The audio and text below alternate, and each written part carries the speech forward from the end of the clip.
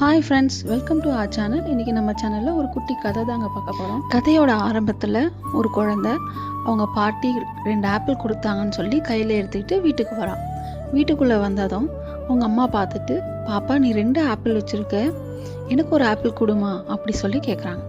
கேட்டதும் அந்த குழந்தை ஒரு செகண்ட் அந்த ஆப்பிளை பார்க்குறா. அப்புறம் அவங்க அம்மாவையும் பார்த்துட்டு ஃபஸ்ட்டு ஒரு ஆப்பிளை கடிச்சு சாப்பிட்றான்.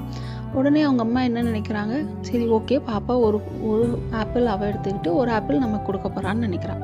அந்த பாப்பா இன்னொரு ஆப்பிளையும் சாப்பிட்றா. சாப்பிட்டதும் அவங்க அம்மாவுக்கு ஒரு ஏமாற்றமாக போயிடுச்சு. அவங்க அம்மா உடனே யோசிக்கிறாங்க, என்ன குழந்தை 2 ஆப்பிளையும் அவளே சாப்பிட்டுக்கிறா அப்படின்னு அவங்க மனசுக்குள்ளே ஒரு யோசனை வருது. அந்த யோசனை வந்துகிட்டே இருக்கும்போது குழந்தை என்ன பண்ணுறா, இந்தாம்மா நீ இந்த ஆப்பிளை சாப்பிடுமா, இந்த ஆப்பிள் நல்லா இனிப்பாக இருக்குது அப்படி சொல்லி கொடுக்குறா. நம்ம ஒருத்தரை விட வயசில் பெரியவங்களாக இருக்கலாம், நல்லா படித்தவங்களாக இருக்கலாம், அவங்கள விட நல்ல அனுபவம் இருக்கும், நல்ல அறிவாற்றல் இருக்கலாம், எத்தனை வேணால் இருக்கலாம்.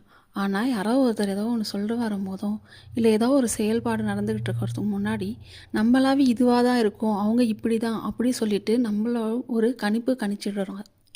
ஆனால் அதுவே நம்மளை நோக்கி நடக்கும்போது என்னையை பற்றி நீ எப்படி ஜட்ஜ் பண்ணுவ அப்படின்னு சொல்லி கேட்குறதுக்கும் தயங்குறது இல்லை. எந்த ஒரு விஷயம் நடக்கிறதுக்கு முன்னாடி யாராவது பேசுகிறதுக்கு முன்னாடி அது இதுவாக தான் இருக்கும்னு நம்ம கணிக்கிறதுக்கு கொஞ்சம் தள்ளி போட்டுட்டு என்ன நடக்குதுன்னு கொஞ்சம் கவனித்தோன்னா நமக்கே எது சரி எது தப்புன்னு புரியும்.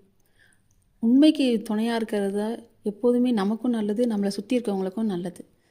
கதை பிடிச்சிருந்தா மறக்காமல் உங்கள் ஃப்ரெண்ட்ஸ் அண்ட் ஃபேமிலிக்கு ஷேர் பண்ணுங்கள், வீடியோவை லைக் பண்ணுங்கள், சேனலை மறக்காமல் சப்ஸ்கிரைப் பண்ணிவிடுங்க. நெக்ஸ்ட் வீடியோவில் பார்க்கலாம். Bye friends.